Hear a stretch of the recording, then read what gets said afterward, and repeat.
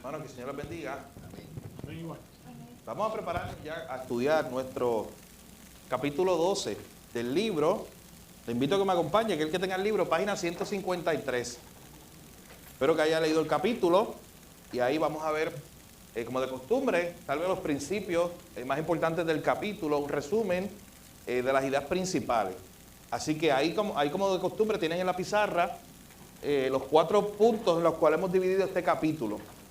Recuerden que estamos en la clase Vive en Misión, recordando que la misión te trata de dónde están nuestros pies, de dónde estamos en el día a día, y lo que nos ha estado enseñando el libro precisamente es eso, es cómo podemos vivir el Evangelio en nuestro lugar, en nuestra vida diaria, en nuestra vida cotidiana. Así que en este capítulo 12, si ustedes notan, es la última I. Recuerden que el capítulo ha estado enseñando algunas cosas anteriormente. Son como 4 I que el capítulo va enseñando. Identifica, invierte, invita e incrementa. Y hoy culminamos con esa última que tiene que ver con incrementa. Así que, ¿de qué trata todo esto? Identifica, nuestro hermano Luis nos estuvo dirigiendo la introducción de ese capítulo, identifica hacia quiénes Dios te está guiando. Ese es el primer llamado para trabajar en la misión. Identifica, búscalo. De hecho, decíamos, no nos compliquemos tanto. Abre los ojos y empieza a ver a tu alrededor cuánta gente está perdida. En tu familia, en tu trabajo, en tu comunidad. Así que esa es la parte más fácil, mi hermano. El primer punto, que es identificar. ¿Dónde hay gente perdida? En todos lados que nosotros vamos. Ya del segundo punto en adelante requiere más compromiso, un poco más de dificultad, porque requiere intencionalidad. El próximo punto es invierte. Comienza a invertirte. ¿En qué manera tú puedes invertir tu vida en aquellas personas que tú sabes que está perdida, que tú la identificaste, para que esta persona llegue a Cristo?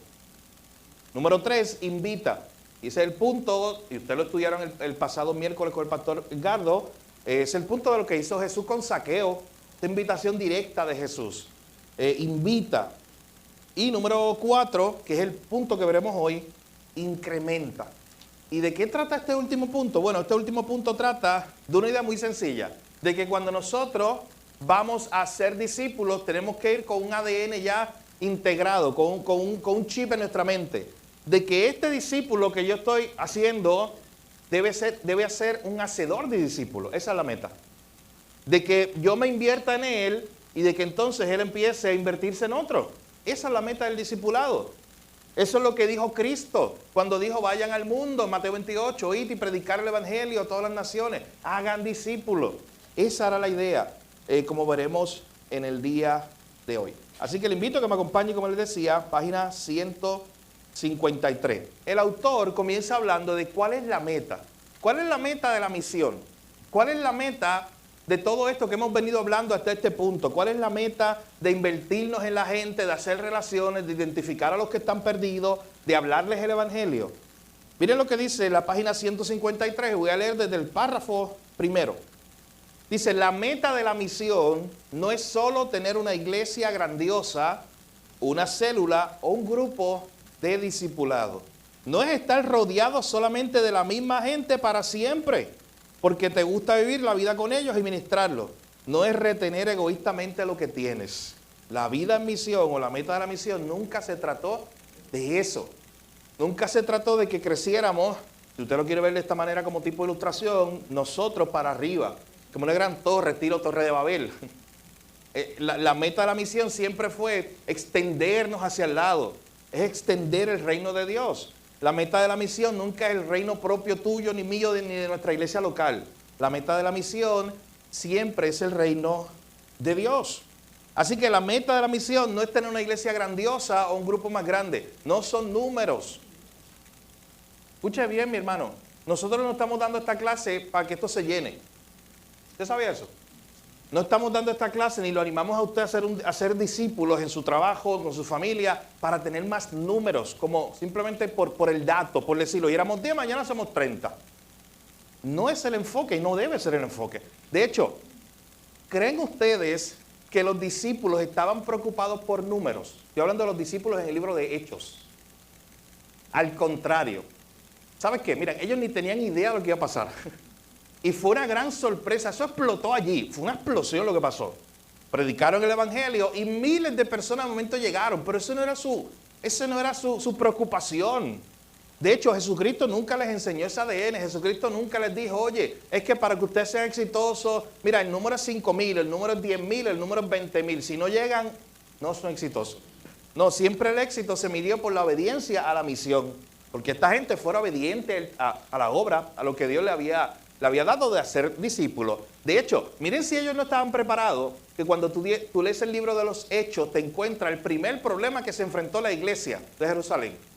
¿Alguien lo recuerda? Eso se encuentra en Hechos capítulo 6. El primer problema administrativo que encontró la iglesia de Jerusalén. ¿Alguien recuerda? ¿Cuál fue el primer problema? Las viudas. Pero es que ellos no estaban preparados para eso, para un crecimiento tan grande. Así que hubo que entonces tomar algunas decisiones de cómo atender mejor a la gente. Porque estaban creciendo, pero eso no era su enfoque principal. Su enfoque era la misión, era la obediencia. Así que para nosotros tampoco debe ser el enfoque de hacer discípulos para tener más números en nuestro grupito, en nuestra iglesia local y que nuestro grupo crezca para arriba. Y crear de hecho, tenemos un piso, pues vamos a crear 2. Y después que se nos llene el segundo, ¿qué hacemos? Según esa mentalidad. Pues creamos un edificio de 3 y cuando se nos llene el de 3, y usted sabe la idea. De hecho, yo conozco iglesias hermanas que tienen literalmente, y esto suena como loco, cuando usted lo escucha por primera vez y cuando no lo entendemos a la luz de lo que estamos viendo hoy. Yo conozco muchas iglesias, pero hay una particular, está en Washington, D.C., una iglesia hermana, que ellos tienen un límite. Y por ejemplo, en el límite, ellos dicen, oye, cuando lleguemos a 800 personas, porque tiene un edificio grande, están en la ciudad de la capital, Washington, D.C., de ahí en adelante, esa es como su capacidad, y tiene un montón de pastores, un montón de ministerios, de ahí en adelante vamos a plantar iglesias. O sea, ellos están enfocados en que si ellos no estuvieran abriendo más iglesias en diferentes otras comunidades, esa iglesia tuviera hoy, yo no sé, como 10,000 personas, fácil o más. Un estadio, tipo estadio. Pero el enfoque, pusieron hasta un límite, literalmente decir, vamos a servirle con 15 pastores, un ejemplo, porque es un montón. Con 15 pastores vamos a servir a 800 personas, necesitan más. Pero vamos a servirle a 800 personas. Después de ahí, ya es que no podemos tener más membresía, ¿sabes qué vamos a hacer? Votarlos de buena manera. O sea, los vamos a sacar a decirle, oye, David, vamos a plantar una iglesia ¿dónde tú vives, David? Allí, en La Yuca, por allá, en Paraíso. Vamos a plantar, en Jardines vamos a plantar una iglesia. Entonces, ese enfoque de decir, es la misión del reino de ¿quién? De Dios. Entonces, noten que la meta de la misión nunca es tener una iglesia más grande, una célula más grande, un grupo de discipulado más grande. Y me gusta mucho la próxima oración. No es estar rodeado solamente de la misma gente para siempre. ¿Quién se anima a explicar esa oración? A la luz de la clase, de lo que estamos viendo. Oye, Walter, yo te quiero ver siempre. No nos confundamos de lo que está diciendo esta oración. Pero ¿qué usted cree? ¿A qué se está refiriendo el autor? Algo está haciendo mal porque si Ajá. está viendo la misma persona todo el tiempo, es una zona de confort, no está saliendo. Militar, no está Buen haciendo punto. acción. ¿Sí? No nos estamos multiplicando, así es. Y estamos como un tipo estático. Estamos como estancados en cierta manera. De hecho, noten el próximo párrafo, dice, la meta de la misión es ver un movimiento. La iglesia es dinámica, es ver la propagación del evangelio, ver que gente llega a conocer a Jesús, ver cómo se forman nuevos discípulos. La meta de la misión, nos dice el autor ahí en la página 153, es ver más personas alcanzadas por Dios, más iglesias plantadas. Esa es la meta de la misión. De hecho, nosotros vemos el proceso de cómo se expandió, y vamos a ir ahí un momento, le invito a que me acompañe el libro de Hechos, y vea el proceso de cómo se fue expandiendo la iglesia, simplemente como repaso. Hechos 1.8, Hechos 8.1 y después Hechos 11. Hay muchos más, pero simplemente vea esto. De hecho, la próxima vez que usted esté estudiando el libro de los Hechos, yo le animo a que usted vaya viendo cómo es que se fue expandiendo. Fue creciendo la iglesia. Pero miren, por ejemplo, Jesucristo en Hechos 1.8 le da la meta de la misión. Ellos habían recibido el poder del Espíritu Santo y Él le dice, recibirán poder cuando haya venido sobre vosotros el Espíritu Santo y ustedes me serán testigos en Jerusalén, Judea, Samaria y hasta lo último de la tierra. Y si usted sigue leyendo el libro de los Hechos, se da cuenta que fue así. Los discípulos fueron haciendo discípulos en Jerusalén, después fueron a Samaria, después fueron a Judea, después fueron a Samaria y hasta lo último de la tierra. De momento hubo algunas situaciones que nosotros no tenemos muchos datos que hicieron que la iglesia que estaba en Jerusalén, que se supone que se fuera a mover, porque recuerden el llamado fue, esto no es construir la gran torre de Babel versión .2 aquí en Jerusalén. O sea, ser la iglesia de Jerusalén. De hecho, les digo algo, ¿sabes que la iglesia de Jerusalén no fue la iglesia más importante en la historia del Nuevo Testamento? Ese lugar lo tomó otra iglesia. De hecho, otra iglesia que nació por la misión. Es la famosa iglesia de Antioquía. La iglesia de Jerusalén, los que estaban ahí pueden decir, oye, esta es la iglesia, ¿qué vamos a hacer? La gran torre. Vamos a, lo que yo le decía, cuando se nos llena el primer piso, llenamos un segundo. Cuando se nos llena el segundo, llenamos el tercero. Pero ese nunca fue el modelo de Jesús. Y Jesús les había dicho, ustedes vayan, ustedes muévanse, hagan discípulos. Y de hecho, interesante, cuando tú ves lo que pasa en Pentecostés, en Hechos capítulo 2, viene el Espíritu Santo y la gente que estaba allí, ¿de dónde era? ¿Eran de Jerusalén nada más? ¿Alguien recuerda? No. Había gente de muchos, providencialmente Dios había traído muchos judíos de muchas partes del mundo para la gran fiesta en Jerusalén. Ahí escucharon el Evangelio y el Espíritu Santo vino sobre ellos. ¿Y sabes qué? Ellos no vivían en Jerusalén. Ellos se fueron. Y esos fueron los primeros misioneros, mi hermano. Los primeros misioneros de la iglesia, escuche bien, los primeros misioneros de la iglesia del Nuevo Testamento, usted no los conoce. Tal vez los conoceremos en el cielo. Pero es que no tenemos ni los nombres. No sabemos los nombres, pero sabemos que esa gente se empezó a mover. Pero hubo un momento que los que estaban en Jerusalén por alguna razón no se movieron. ¿Y sabes qué hizo Dios en su providencia? Hechos 8.1. Miren lo que pasó. En Hechos 8.1. En aquel día hubo una gran persecución contra la iglesia que estaba en Jerusalén. La iglesia que se supone que Jesús le había dicho, hey, váyanse, muévanse. Y todos fueron ¿qué? Esparcidos. ¿Por dónde? De hecho, miren por dónde. Por lo que Jesús había dicho en Hechos 1.8. Miren. Como la iglesia no cumplió lo que Jesús le dijo en Hechos 1.8, perdón. Jesucristo permitió la persecución de acá, de 8.1. Y salieron. Literalmente, los movió, los sacudió. Porque se tenía que cumplir la misión. Escuche bien, mi hermano. Porque nunca la misión se trataba de tener la gran iglesia de Jerusalén. La iglesia grande de Jerusalén, con toda la pompa y todo ese tipo de cosas. Nunca se trató de eso. Siempre se trató del reino de Dios. Que desde Jerusalén se fueran moviendo. Y el día que no se movieron, el Señor permitió una gran persecución para que entonces se siguieran expandiendo. De hecho, esa gente se siguió expandiendo. Y vos repito, en el libro de los Hechos, ¿usted conoce misioneros? El libro de los Hechos. Mencióneme alguno. Pablo, ¿quién más? Ahí. Pablo, Bernabé. Piense, más fácil, piensen en los amigos de Pablo, los inmediatos. Pedro está ahí, Pedro se fue en la misión.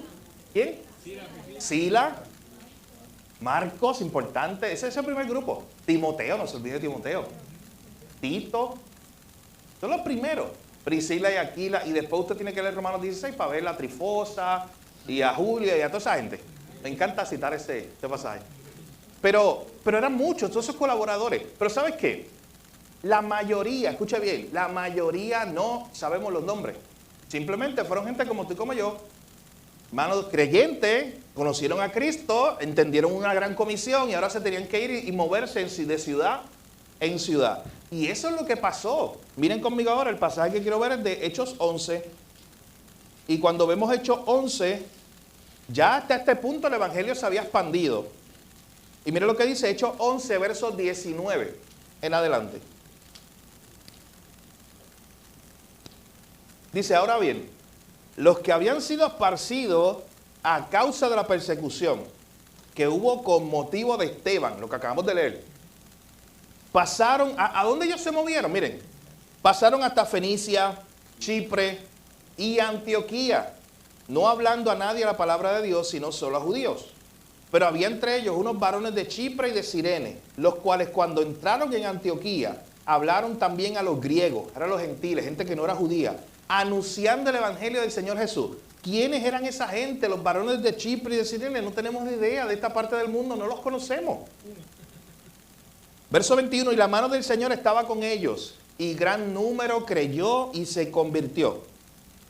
De hecho, ¿sabes por qué esto es importante que pase y que esté aquí registrado? Porque hay gente que se puede confundir pensando que el libro de los Hechos nos trata de los hechos del Espíritu Santo a través de Pablo y Pedro. Y ya. Porque lo resumimos así. Pero aquí miren lo que está pasando. Hay una explosión de gente convirtiéndose, porque dice el texto que la mano del Señor estaba allí y gran número se convirtió y creyó en Antioquía. ¿Y sabe qué? No fue ni Pablo ni fue Pedro. Fue gente común y corriente, como usted como yo. Gente que Dios los había llamado a conversión. Ellos ahora se estaban moviendo, predicando, hablando el evangelio y viviendo en misión. Luego dice el verso 22, llegó la noticia de estas cosas a oídos de la iglesia que estaba en Jerusalén y enviaron a Bernabé a que fuese hasta Antioquía. Cuando llegó y vio la gracia de Dios, se regocijó y exhortó a todos a que con propósito de corazón permanecieran firmes al Señor. Porque él era varón bueno y lleno del Espíritu Santo y de fe. Y una gran multitud fue agregada al Señor. Después fue Bernabé a Tarso para buscar a Saulo. ¿Quién rayos era Saulo hasta este punto? ¿Quién era Saulo? Hasta este punto usted va para atrás y lo último que tiene de Saulo, pues el perseguidor, que es el asesino, el que iba a buscar a los cristianos, perseguirlo para que los metieran presos, que lo mataran. Y entonces Pablo, o Saulo, el Señor se le aparece, queda ciego. Aunque queda ciego, dice que después que recibe la vista empieza a predicar, eso lo dice, rápido. Empieza a proclamar la palabra. Pero ¿quién lo conocía a él? Nadie lo conocía. Y sin embargo, Bernabé llega hasta allí, lo busca, se lo trae a Antioquía y dice que se congregaron allí todo un año con la iglesia y enseñaron a mucha gente y a los discípulos se les llamó cristianos por primera vez en Antioquía. ¿Alguien recuerda quién fue la persona que le predicó a Pablo directamente el evangelio? Cristo lo dirigió a una persona para que le hablara de lo que le había pasado. Ananías. ¿Alguien recuerda? Haga su repaso de clase de Nuevo Testamento, libro de Hechos. ¿Dónde vuelve a salir Ananías en el Nuevo Testamento? Ananías, el que discipuló a Pablo. Escuche bien, nunca más. Ya. Él tuvo la labor de discipular a Pablo y después lo que usted conoce, el evangelio de Pablo ministrando en diferentes ciudades, llevándose y haciendo más, llevando consigo más colaboradores y viviendo el evangelio y haciendo la misión. Pero Ananías estuvo allí haciendo ese trabajo. De hecho, eso nos lleva a pensar, en este segundo punto, una cadena de discípulos. Y para que usted vea esto, mírelo de esta manera, lo que hemos estado diciendo hoy. ¿Por qué Bernabé de dónde era? De la iglesia de Jerusalén. Fue enviado a la iglesia de Antioquía. Él se fue a Tarso a buscar a Pablo. Miren toda esta cadena de acontecimientos. ¿Y por qué no llevárselo para la iglesia de Jerusalén? ¿Por qué no decir, oye, pero es que ellos no tenían esa mente de decirles que la iglesia de Jerusalén es la más importante, la que tiene que tener 3 pisos o 4, que se sigue llenando y seguimos creciendo nosotros? Al mejor líder, ¿qué vamos a hacer con el mejor líder? El prospecto. Usted sabe que cuando hay prospecto, oye, los equipos de NBA se están luchando por el mejor prospecto del próximo año. Todos quieren el mejor prospecto. Entonces, ¿qué vamos a hacer con el mejor prospecto? Oye, pues vamos, a la iglesia de Jerusalén, para que siga allí creciendo la iglesia de Jerusalén. No, ¿sabes qué hicieron? Lo llevaron a una iglesia que acababa de nacer, que no era una iglesia importante, a la iglesia de Antioquía.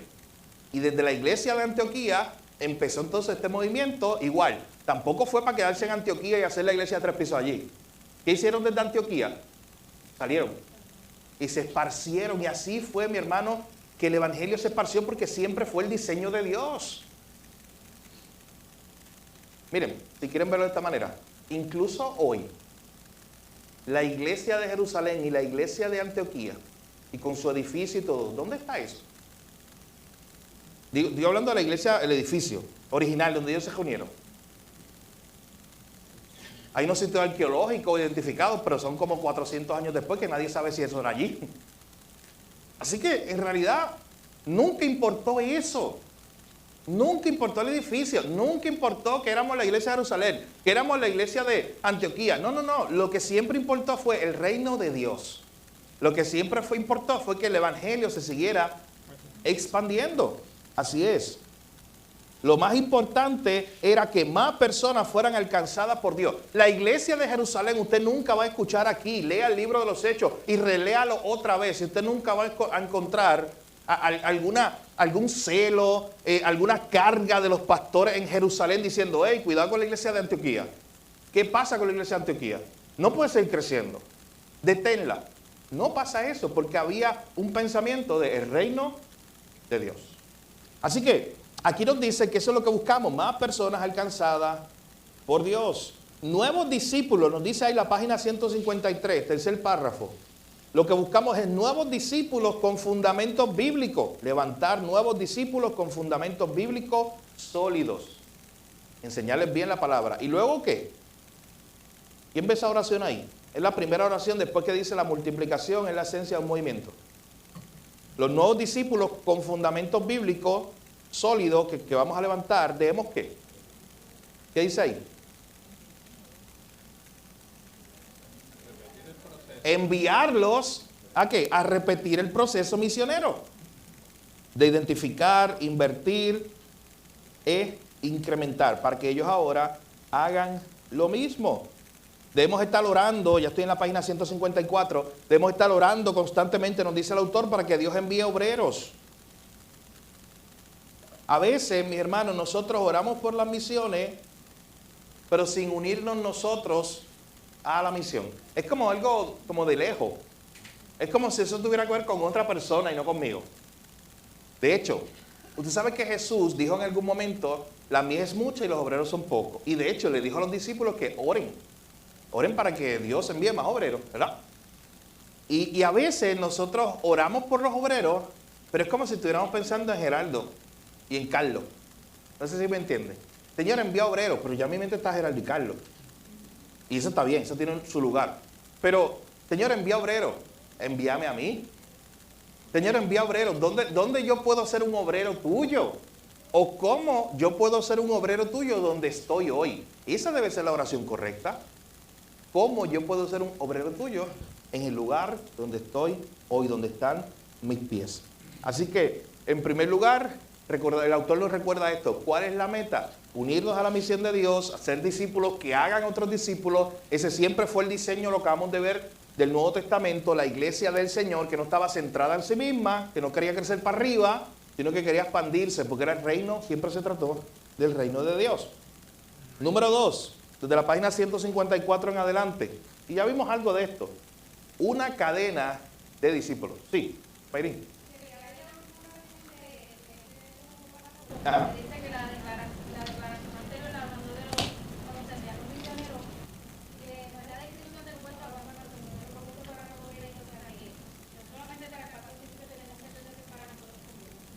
Así es. Ese es la descripción de todo creyente. Por eso decía, un obrero, es que a veces vemos el obrero como algo de que él debe ir, o esta persona debe ir, o aquel, o el otro. No. Es que el obrero que falta, ¿sabes quién es el obrero que falta para ir a la misa? ¿Sabes quién es? Mírate al espejo. Eres tú, soy yo. Ese es el obrero que falta ahí, que tiene que entonces tomar las riendas y vivir la misión donde Dios lo ha puesto. Así que, miren esta cadena de discípulos. Yo quiero que leamos ahí la página 154 abajo, el último párrafo, donde dice, cuando siguen la cronología, desde Jesús hasta la iglesia primitiva y a través de la historia, puedes recorrer todo el camino del discipulado hasta llegar a ti. Piensa en esto. Jesús impartió su vida abundante a sus discípulos. Los discípulos levantaron a otros discípulos. Ellos enviaron a otros. Y así sucesivamente hasta que la cadena al fin llegó a ti. Qué cosa tan loca, lo dice el autor. De hecho, miren por qué él dice qué cosa tan loca. Tú eres parte de un inmenso árbol genealógico de discipulado y misión que comenzó ¿con quién? Que comenzó con Jesús, dando esa encomienda, pero al mismo tiempo el Hijo había sido enviado por el Padre. Y en un momento dado Jesús había dicho, así como yo soy enviado, yo lo envío a ustedes. Y esa gran cadena, mi hermano, si usted le lleva para atrás y para atrás y para atrás, al final de cuentas, el primero que está allí es Dios mismo, es el Señor. De hecho, yo no sé quién fue la persona que por primera vez le presentó a usted el Evangelio. Y usted tal vez recuerde a la persona. Diga, mira, esta fue la persona que me habló de Cristo y con la cual yo entendí el Evangelio. Vamos a ir a hacer un poquito el ejercicio. Vaya un poquito para atrás y piense. Y si yo le hago la pregunta hoy, ¿tú sabes quién fue la persona que le predicó el Evangelio a esa persona que te predicó el Evangelio a ti? ¿Alguno sabe? Simplemente por curiosidad. O sea que yo digo, a mí el Evangelio me lo predicó Edgardo, un ejemplo. Y yo sé que a Edgardo el Evangelio se lo predicó Carlos por primera vez. Eso es lo que estoy diciendo, como esa cadena. Si nosotros como que podemos decir, sí, yo la sé. Tú sabes que la mayoría de la gente ya se pierde ahí en la segunda. O sea, que ya no sabemos quién fue la persona a la que le predicó a esa que me predicó a mí. Imagínate si eso se va para atrás. Miles de años. Pero lo más importante es saber que esa cadena llegó a ti porque hubo discípulos comunes y corrientes como tú y como yo que fueron fieles. Que uno dijo, yo soy el obrero que va a vivir la misión y le voy a predicar el Evangelio a este. Este se lo predicó a aquel se lo predicó a aquel se lo predicó a aquel. Hace 100 años hasta que llegó el que te lo predicó a ti. ¿Ven la cadena? Así es. Dicho, ahora que David habla de la semilla, ¿sabes que Jesús, tratando de explicar cómo crece el reino de Dios, usó eso? Y en Marcos capítulo 4 él llega a decir, mira, esto es como cuando tú tienes una semilla, como el agricultor la echa, y dice, ¿y sabes qué hace después? ¿Alguien se acuerda? ¿Qué hace el agricultor cuando echa la semilla? Sí, pero él hace algo. Se va a dormir. O sea, la echa y ya. Y él se va. Y después le da, claro, que le da mantenimiento y todo. Pero lo que quería decir Jesús en ese momento era, así es el reino de Dios. O sea, muchas veces es que tú y yo no vemos ese trabajo espiritual que ocurre dentro de los corazones de las personas. De hecho, miren qué hermoso es cuando tú ves este panorama, que a veces no lo vemos así, ese gran, si usted quiere llamarlo, el autor le llamó el árbol genealógico. Eso es como, a mí me gusta eso de ver quién era el abuelo, del abuelo, el papá, y todas esas cosas, porque me gusta la historia. Pero eso igual, a veces tú le preguntas a alguien, ¿y cómo se llamaba? Yo conozco hasta mi bisabuelo, qué sé yo, o hasta mi tatarabuelo, pero de ahí para atrás, yo no sé quién es. Pero sabes que es directamente tu familia, es tu sangre. Si ese no se montó en el barco que vino de España para venir para acá, si tú eres descendiente de los españoles, pues no estuvieras aquí hoy. O sea, es una cadena directa. Y eso pasa en el aspecto espiritual. O sea, hay alguien que fue fiel, escúchalo de esa manera. Hay alguien que en algún momento fue fiel a la gran comisión. Y por eso hoy tú escuchaste el Evangelio. Aquí desde esta parte del mundo. Quizás no conocemos. Pero sabes que usted puede darle gracias a Dios por eso. Gracias, Señor, por aquellos que en el pasado, en un momento dado, fueron fieles hasta que esa cadena llegó a mí. Y después ora por esto. Ayúdame a mí a ser fiel. Y ayúdame a mí a no detener esta cadena. Pastor, y eso fue cuando Cristo dijo, Señor, no te pido oro por ellos, oro por los que han de Así creer es. por la palabra de ellos. Juan 17, así es, Jesús oró por esa cadena, por los que iban a creer, por los que iban a creer a través de la predicación de los discípulos. Gracias. Ahí estamos incluidos nosotros en esa gran cadena. Pero usted no rompa esa cadena, mi hermano. De hecho, eso debe ser un buen incentivo para usted compartir el Evangelio. Decir, mira, esa gran cadena, alguien desde Jesús, alguien me la compartió conmigo, ahora yo la comparto con otro. ¿Y sabes qué? Usted ha compartido el Evangelio con una persona y usted no sabe con cuántas personas después esa persona compartió el Evangelio. Porque al final, y qué bueno, que muchas veces eso queda backstage, esa información no la sabemos. ¿Sabe por qué? Porque si la supiéramos, nosotros somos tan orgullosos que no, claro, porque yo estaría por ahí diciendo, Pablo, ¿tú sabes cuánta gente se ha convertido bajo mi ministerio? me he ganado. Tú sabes, Pablo, cuántas personas, porque no solamente los que yo me he ganado utilizando ese lenguaje, sino también los que yo le he predicado a mucha gente, Pablo, y esa gente le tuvo que haber predicado. Ya van por miles. Y gracias a Dios que nosotros no sabemos eso. Para no jactarnos, para recordar que el reino es de Dios, que la obra es de Dios, que la misión es de Dios y que tú eres parte. ¿Sabes qué? Al contrario, que es un privilegio. Es un privilegio que tú estés en esa gran cadena. ¿Qué tú haces ahí metido? Si tú eres un pecador, que estabas muerto en tu lecho de pecado y que estés unido a la familia de Dios y que ahora estés compartiendo este mensaje así en cadena con otro y que tengas la oportunidad de contárselo a las próximas generaciones, mi hermano. Y si usted quiere ir un poquito más en eso, y es lo último que voy a decir en esta parte, que Dios te haya escogido a ti, para predicar el Evangelio en el año 2026. Dentro de la soberanía de Dios, dentro de la providencia de Dios. Tú no viniste a este mundo en 1776 cuando estaban los británicos peleando con los americanos por la guerra revolucionaria. Tú no estabas allí.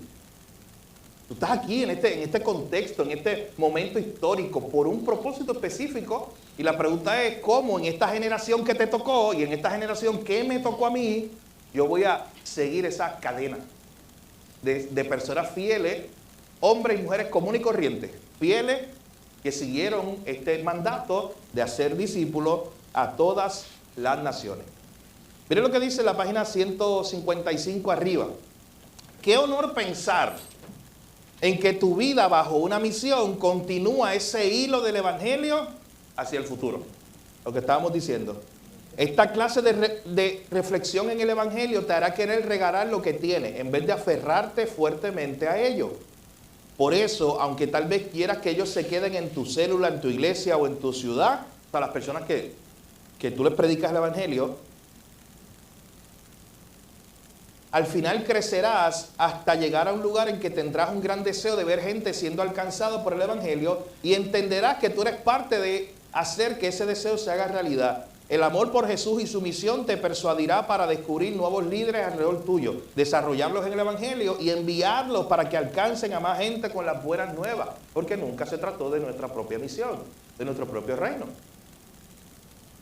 Yo recuerdo que cuando nosotros nos entrenaron en lo que es la plantación de iglesia, desde muy temprano en el inicio, nos decían algo, al principio chocaba. Yo lo entendía en camino, pero al inicio tocaba mucho.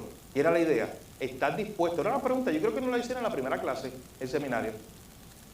Era una pregunta que decía, ¿estás dispuesto a enviar a tus mejores líderes? A tus personas más maduras. ¿Estás dispuesto a prepararlos, discipularlos, pasar años con ellos para que llegue un momento donde los tengas que enviar a la misión, los tengas que enviar a plantar otra iglesia?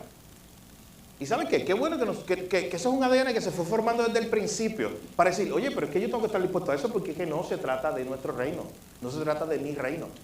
No, pero es que es un gran líder que me va a hacer un hoyo. No, si tú crees a Dios, que el reino es de Dios y que la obra es de Dios, ese se va y Dios envía a 3 más.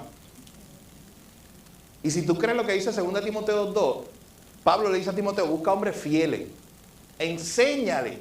¿Y qué dice pues? Y que ellos le enseñen a otro. Miren esa cadena. Y después unos son enviados y Dios trae a otro. ¿Y sabes qué? ¿Tienes que empezar de cero? Sí, tienes que empezar de cero, pero qué bendición ver la obra del Evangelio de una persona. Desde cero. Y que crezca y después es enviado y así esa cadena nunca termina. Por eso la iglesia es dinámica, mi hermano. Así que tenemos esas dos opciones. Esa o aferrarnos a lo que yo le decía, el edificio de la iglesia de Jerusalén de 3 pisos, y decir, no, vamos a nosotros enfocarnos en esta misión local.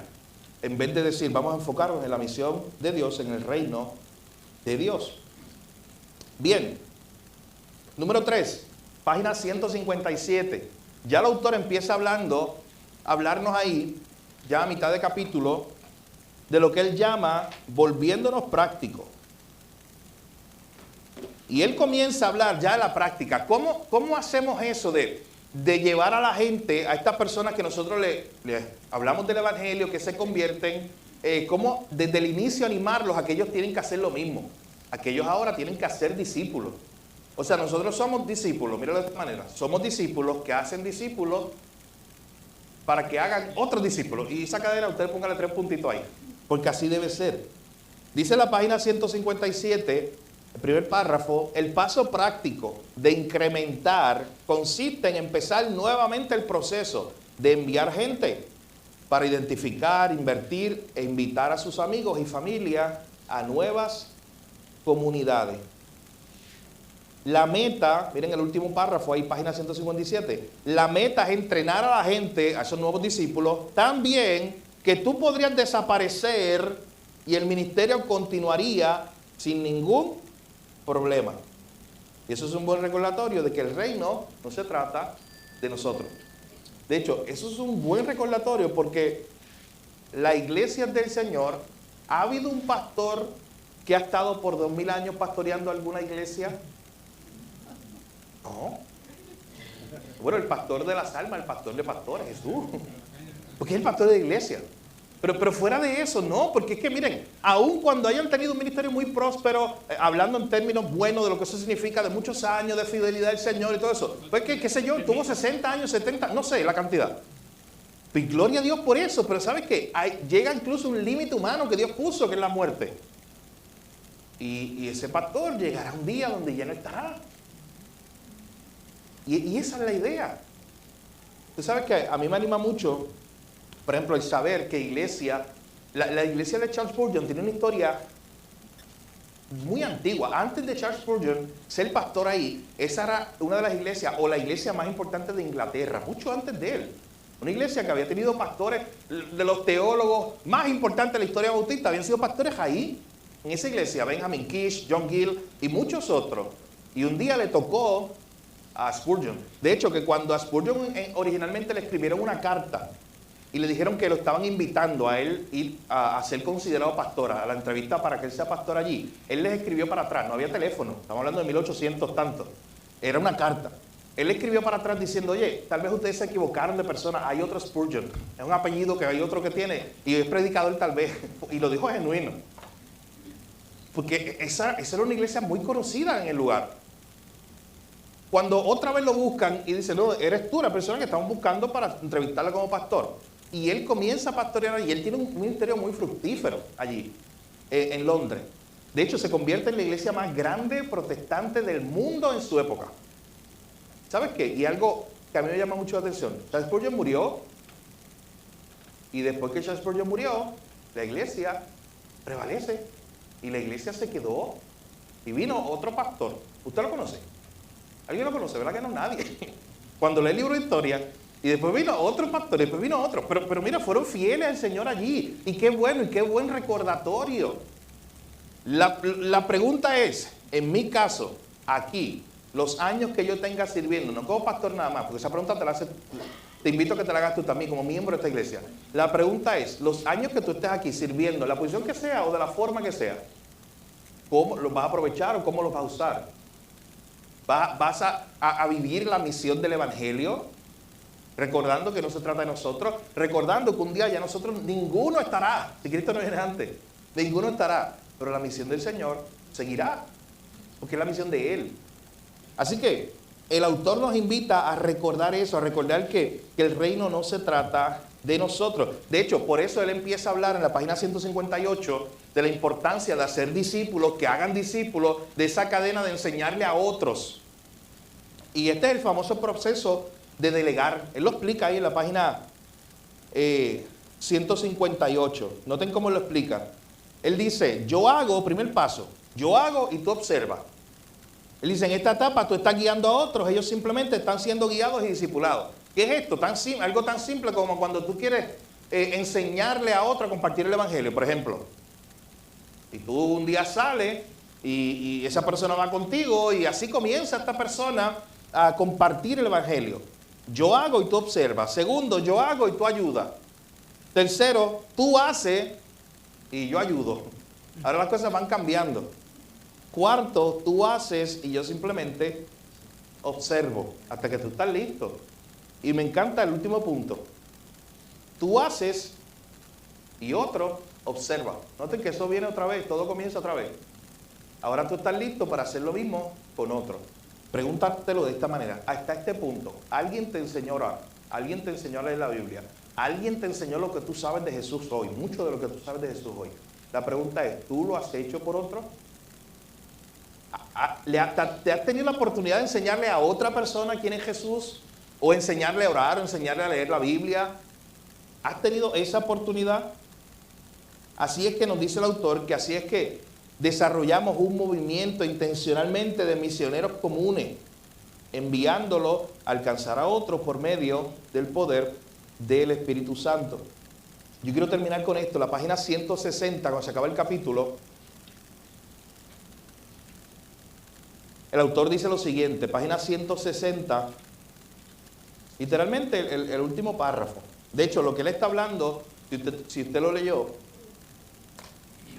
es que uno de los autores, él narra una historia de que cuando él era chiquito, él se pasaba con su papá, y su papá era carpintero, y trabajaba en un lugar, y un día él se pasaba con su papá, y un día su papá le regaló un martillo, y eso para él fue algo grande, imagínense.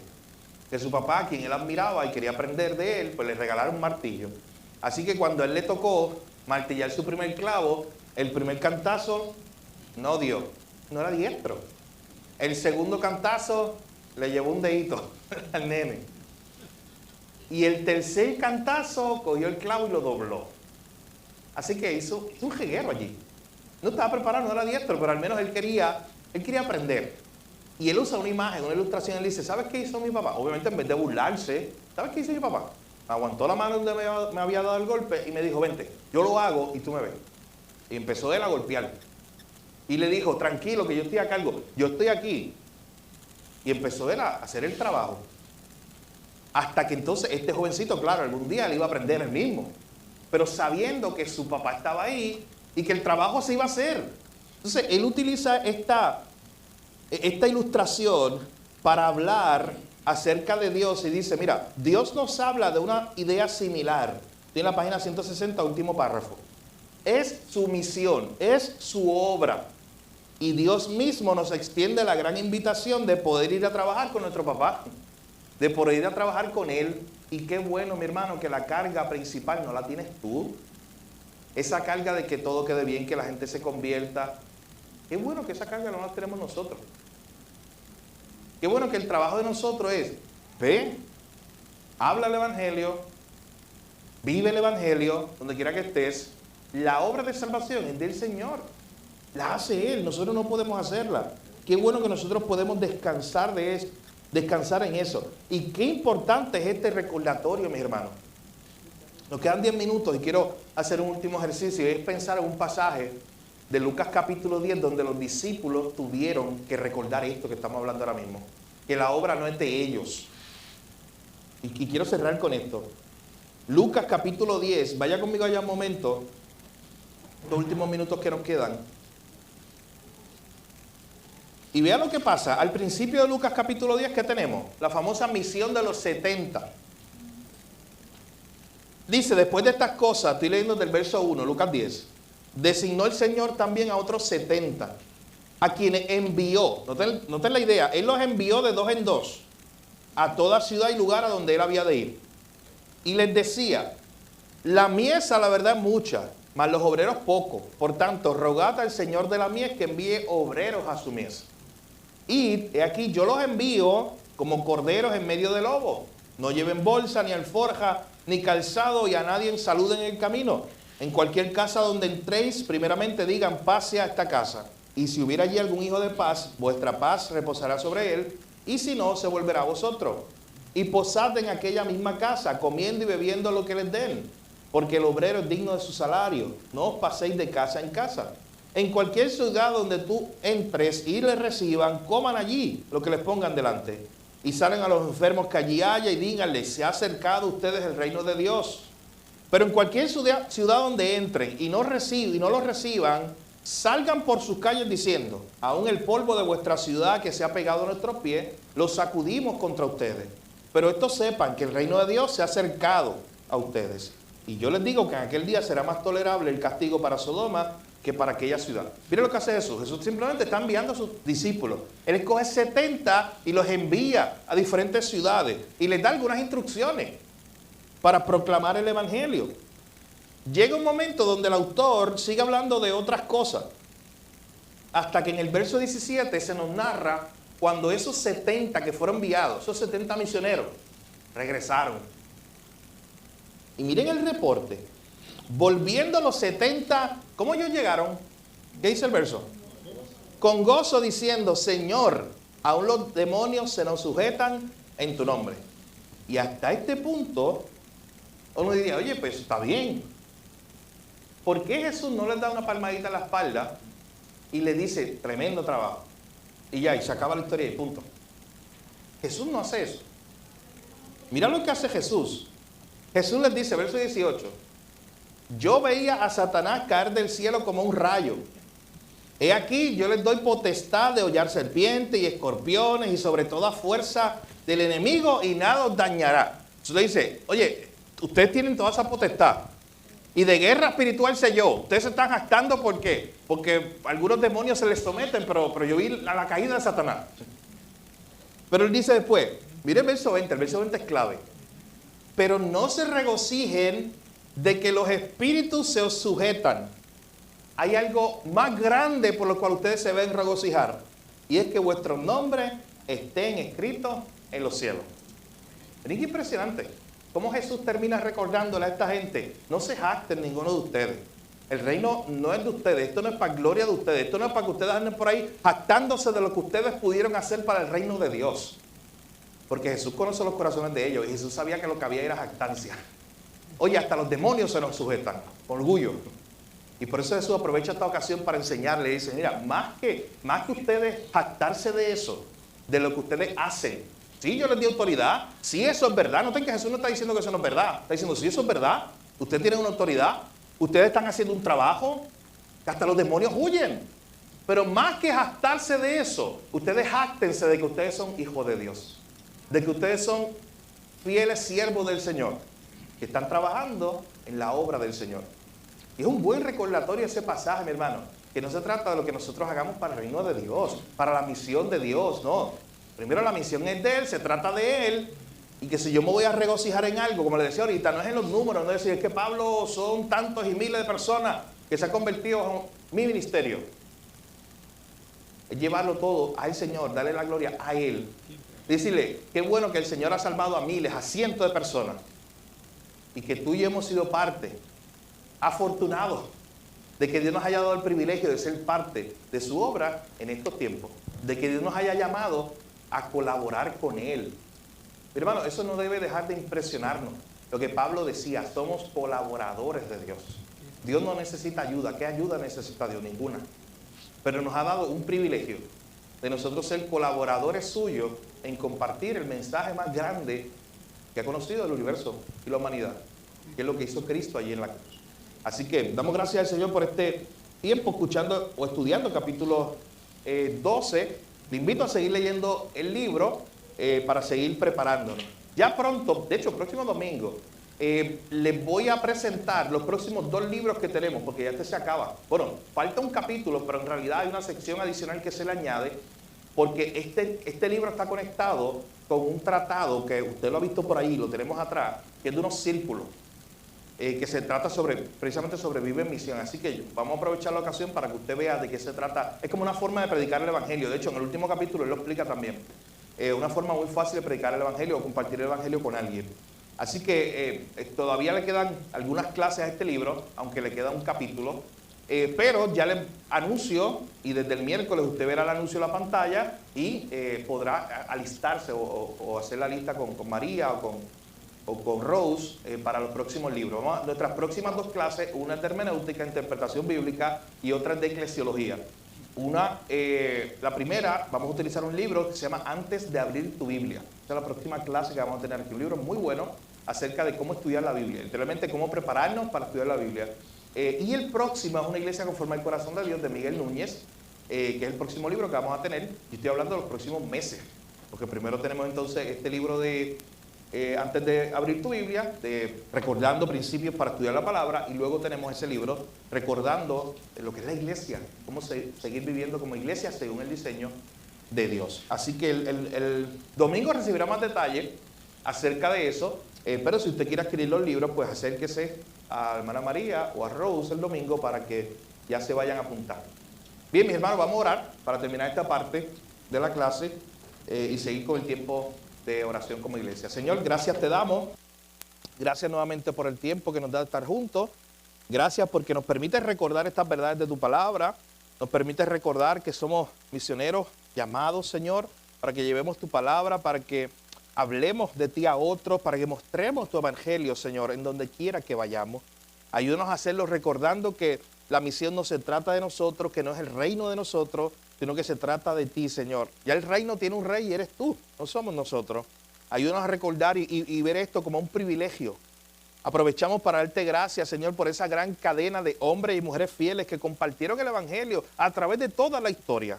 Y a través de esa gran cadena, un día alguien nos contó de Jesús, alguien nos habló de estas noticias de salvación.